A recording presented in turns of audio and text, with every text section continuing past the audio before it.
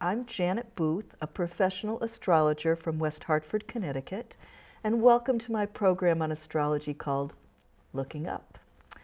This episode is entitled Venus, Our Lovely Neighbor. You know, we have spoken about Venus on many occasions, and I don't think I ever devoted an entire show just to Venus. If so, it was a long time ago, so I think we're overdue. So let us start by thinking of the beautiful night sky. And when we were children, we learned that rhyme or a little poem. Starlight, star bright, first star I see tonight. I wish I may, I wish I might have the wish I wish tonight. Most of the time, that first bright star you're seeing in the west after sunset would be Venus. Now, there are times when Venus is a morning star and you would not see that as your wishing star at night. So it would be something else. Could be Jupiter, could be just a star that's bright. But when we have that wishing star poem, that's about Venus, because Venus is a goddess of goodness and plenty, and it's about money and love and all the wonderful things that we love. And why not wish on that? So hopefully you'll be wishing on that come this fall, I think. Yes. Right now, as I tape this in April for our May 2019 episode, Venus is the morning star. So for those of you who are early risers, you'll see her in the eastern sky. And it's maybe something that confused the ancients. I don't think for long, though, that there's kind of two different appearances of Venus. And it may seem like it is two different planets.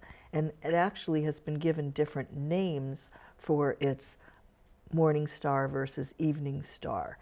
And I want you to picture, we're on Earth, and out from us is the sun, and in between us and the sun is Venus.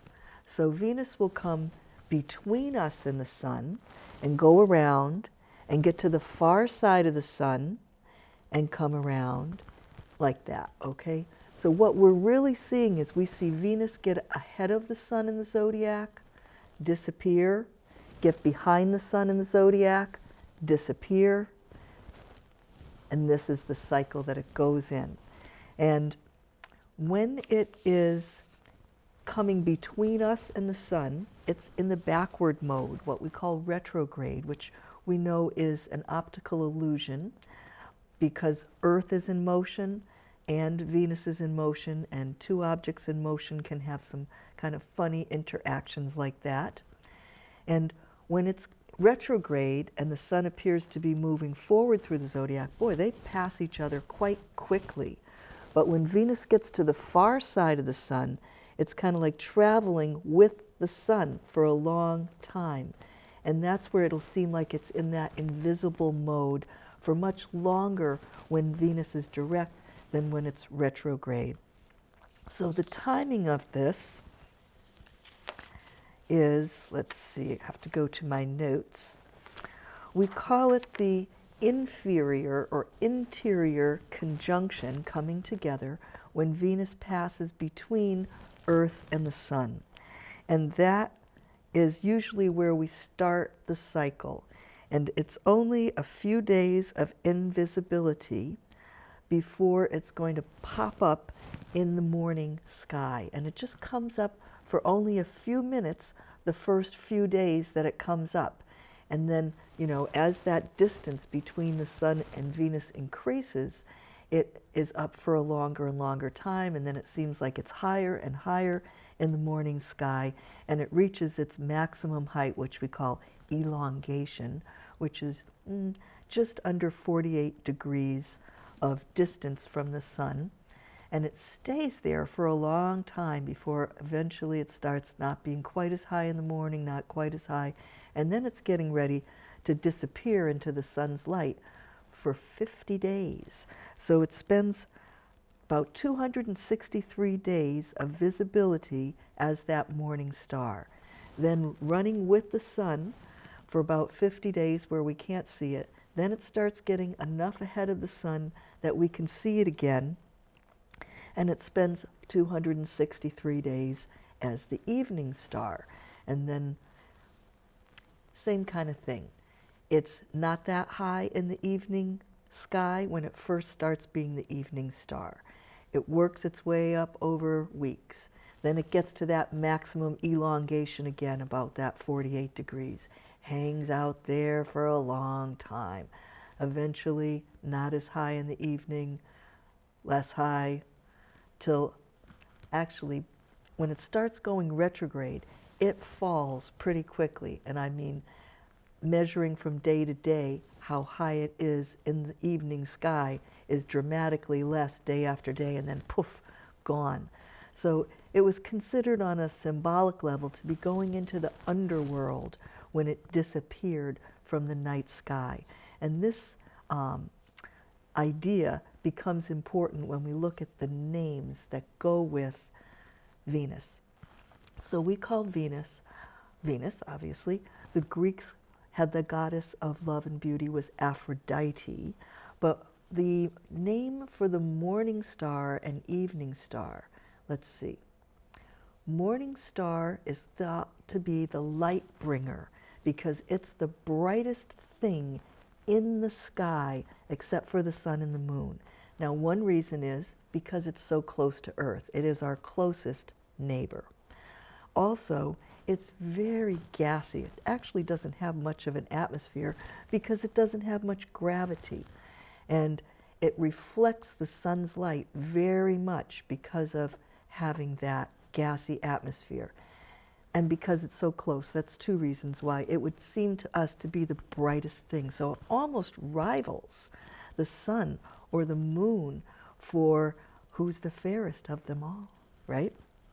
So it was known as the light bringer, and in Greek, the name was phosphorus, and you can hear that. We use that word for something that kind of glows in the dark, some natural things, like there could be mosses, or I don't know, maybe there's mushrooms or something that's a phosphorus kind of glow in the dark. But the Latin word for light is lux, and Lucifer is the name that the Romans gave to the morning star. Well, what's interesting about that is that falling from the heavens to the underworld, it gives the idea of trying to rival the brightness of the big star, the sun, and then a fall from the heavens into hell, you could say. So Lucifer, the name that they gave to Venus, beautiful Venus as the morning star, became associated with Satan. So nowadays, when you hear people talking about Lucifer, they don't usually mean the beautiful morning star of Venus. They mean Satan. Now, the evening star was given the name Hesperus. I think that's the Latin name. And it's the word for west. I mean, Hes doesn't sound that much like west, but it's got the E and the S anyway. So that's the evening star. And the Babylonians had Ishtar, the Sumerians had Inanna, were names for Venus, and they both had mythologies of that goddess descending into the underworld. So you could read a lot in mythology that would give you some hints about what Venus, the actual planet, is doing in its cycle with Earth. And one of the things that's very fascinating about the Earth-Venus-Sun cycle, if you have 8 solar years, Earth around the Sun, during that time there are 13 orbits of Venus around the Sun. And in that process, because Earth is moving also, the Venus passes between Earth and the Sun, does that over the course of the well, I guess 5 times. The 6th time will be at the end of the 8 years. If you were to plot on a circle, and we've talked about this before, where on the zodiac circle does that Venus pass between Earth and the Sun? You put a dot there, and you go about a year, and I think if it's either 3/8 or 5/8, it's going to happen again 3/5 of the circle away. And then another year, and let's call it a half just for ease, it's going to be 3/5 from there, and another year and a half, 3/5 from there, and another year and a half, 3/5 from there. When you get all said and done, it has transcribed a 5-pointed star. And this is the origin of the use of the 5-pointed star as a talisman, as a magic symbol for ritual used with alchemists, philosophers, people that wore the pointy cone hats, and witches, because it's drawing Venus power down to Earth. Now, what is that Venus power?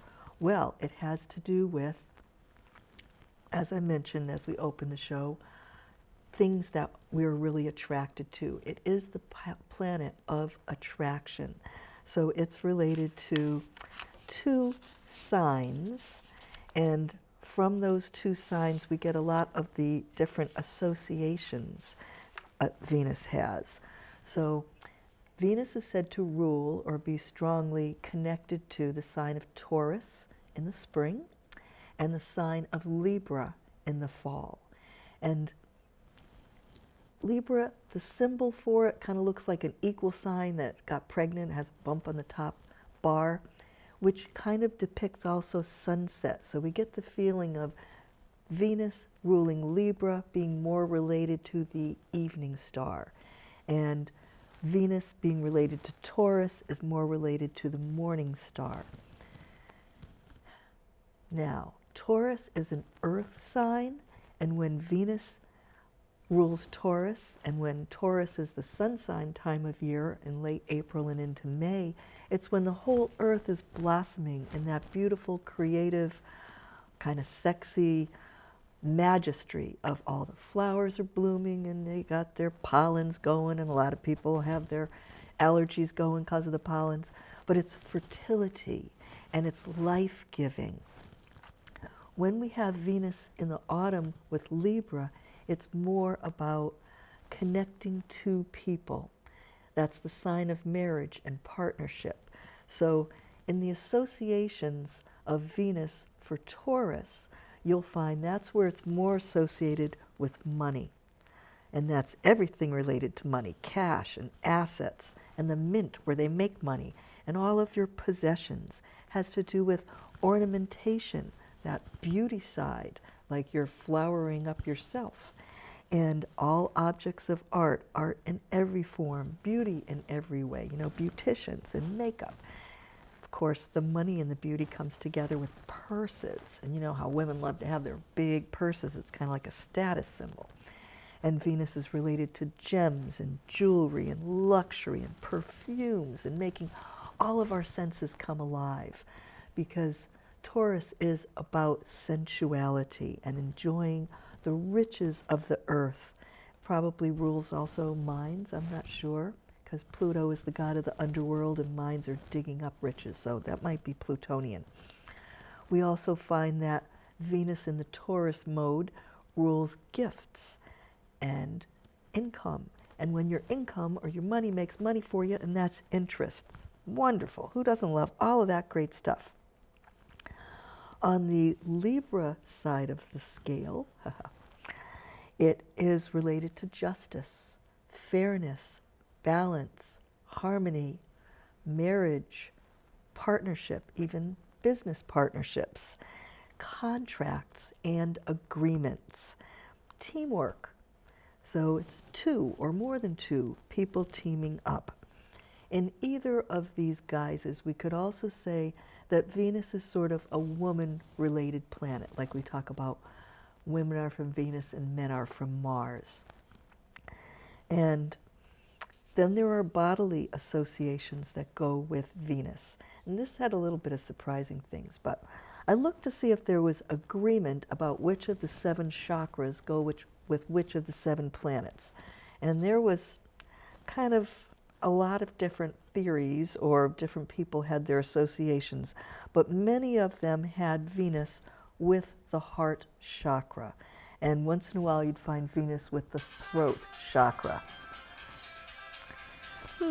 I think somebody left their phone in the studio and they're getting a phone call. Isn't that fun? So music. Oh, I forgot to mention that music is related to Venus. And here we have music, and that would be our fabulous Jen Evans, who's our director of West Hartford Community, now called Interactive, because we're more media than just TV. So how's that for exciting? Okay, so in the body, Venus rules the neck, and of course the larynx, the voice box, and their same root word as laryngitis, when you lose your voice. And it has a lot to do with, throat. And the oral ducts, our sense of touch, because it's all about sensuality. And Libra rules the kidneys. I think you're going to find throat and neck maybe more with the Taurus side of Venus, but it's Venus, Venus. And Venus shares rulership with some other planets over the internal reproductive organs and venereal diseases and tumors, believe it or not. So I thought that was interesting. And the thymus gland shares that rulership with Mercury. But here's one that really surprised me. And I looked these up, and it's sort of like the Astrology English Dictionary. It's called The Rulership Book by Rex E. Bills. Many astrologers just call it Bill's Book of Rulership, but the real title, if you go looking for it, The Rulership Book by Rex E. Bills. And he says that Venus rules sperm. I went, wow. That surprised me because, sperm, it's a guy thing. So, but it is the seed, and it's what helps, grow the human. So there you go. We also find that sweets, sugar, wheat, and wine are all related to Venus. So even we could say music, song, wine, women, and song, all Venus stuff. Things that were bacchanalian back in the Roman days. So we see that we have Venus spends about 3 weeks usually going through a sign. But when it does that retrograde backup, it's backing up for 40 days. And that can extend the time it spends in one particular sign. And maybe it ends up 2 months or more in one sign. So when it does that, and it usually tends to alternate calendar years in which it is doing that backward motion. So we had a retrograde in summer into fall of 2018. There is no Venus retrograde in 2019. Yay! And in 2020, we will get a Venus retrograde again.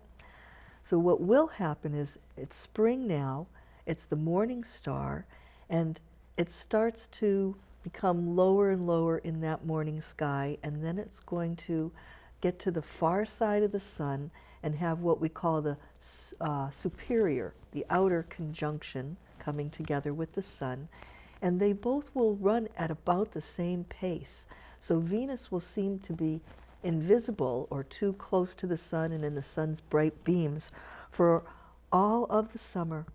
So this summer is not going to be the time for starlight, star bright, wish I may, I wish might. But that will come in fall. It will be somewhere around October 9th or 10th. And on one of my pages, I had some notes about that. We'll just see. So what we do have is very interesting. In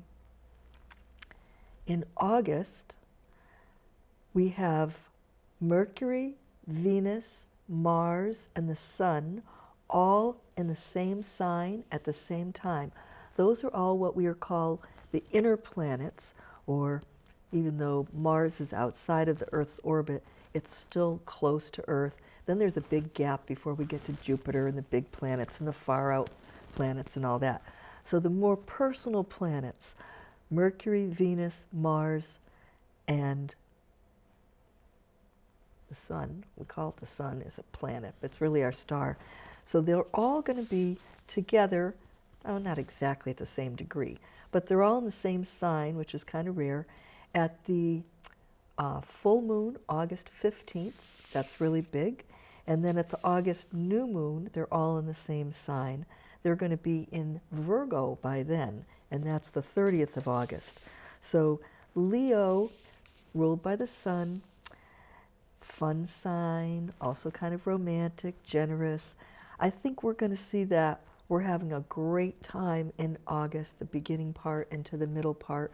When we get toward more the end part and things are moving into Virgo, and well, I guess the first one that'll go in will be Mars, then we're more work-oriented instead of play-oriented, or we're more into serving others than just having a good time.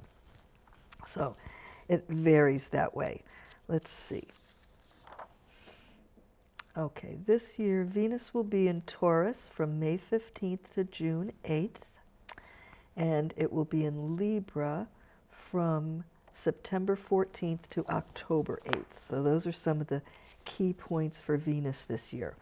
And I would say this, that Venus has its strongest expression of all the things it's associated with when it's in those signs that it rules. And when it is in the signs that are opposite of what it rules, it has its least Venusian or natural expression. So Aries is opposite Libra. Libra, you and me, teamwork. Aries, see you later, I'm on my own, I got to do my own thing. It's all about me right now, baby. So we come into Venus in Taurus, and that's one of its signs of rulership. It wants to hold on to things, accumulate things, touch things, hug. Oh, people who are born with Venus in Taurus, best huggers. The opposite sign of that is Scorpio. Well, Scorpio is not about having on your own, it's about sharing with other people. So it's not just my money, it's our money. And Venus in Scorpio sometimes can have a jealous side to it or an insecure side to it, and it doesn't have all that, oh, gorgeous baby kind of thing going. Now, Venus is said to be exalted or work very well in the sign of Pisces. And that might be because Pisces is a sign of universal love. And it is about melding with other people and maybe our highest spiritual values. Therefore, Venus does not do so well in the sign opposite of Pisces, which is Virgo. And Virgo is fussy and picky and choosy and, you know, oh, I don't want to be associated with that. You know, it can all work in nice ways. I'm not saying, oh, if you're born with Venus in Virgo, you know, you don't like anybody because you're too fussy. But I have seen a lot of people who have Venus in Virgo or something strong in Virgo in their chart, and nobody's good enough for them, and they end up single. I think I'd have to throw myself into that category. So other signs that Venus could be in that might be more neutral. Gemini, it's more of an androgynous kind of sign, but it is the sign of the twins, and it's a communicative sign. It's what we call an air sign, similar to Libra, so Venus does pretty well there. Venus in Cancer, family orientation very strong, usually a love of food too, because that's a, you know, home, food on the table, family kind of sign. And it's a feminine sign. Venus is comfortable in Cancer. Not as comfortable opposite Cancer in Capricorn. But Capricorn's an earth sign. It goes a little bit nicely with the Taurus, Earth, Venus side of things. But Capricorn is much more about down to business. And it's got a kind of a cool and aloof side to it. So Venus is not always super friendly in the sign of Capricorn. Now, Venus in Leo, passionate, creative, good sign for Leo. Let's see, up to Sagittarius, we haven't mentioned yet. Can be a wandering heart, or it's a love of everything from everywhere. On the philosophical side, love of humor is strong with Venus in Sagittarius. And the other one I didn't mention was Venus in Aquarius. And it's an air sign, it's a friendly sign, it kind of goes along well with the Libra air sign for that Venus rulership. It doesn't get passionate though. You know, you can really get your best passion when you have Venus, like in Taurus, maybe Scorpio, definitely Pisces. Leo, I think Leo is a very fun one. Okay, Some other things to look forward to with Venus coming up this year. It joins with the Sun on the 14th of August. The next day, the 15th, is the full moon, so the moon is across from them. And usually when the Sun and Venus are together, it's a very good time for everything creative, but especially when it's in Leo. And it's also good for generosity, too. So if you need to plan like a big fundraiser around that full moon in the middle of August would be really good. There is an asteroid that's a small heavenly body in a belt of thousands of them out between Mars and Jupiter. This asteroid, one of the bigger ones, named Juno, who was the wife of Jupiter, it actually has to do with marital matters, and Venus and Juno will be together at the 19th of August. And sometimes I hear some astrologers say they think that Juno can have to do with affairs as well, not just happy marriages.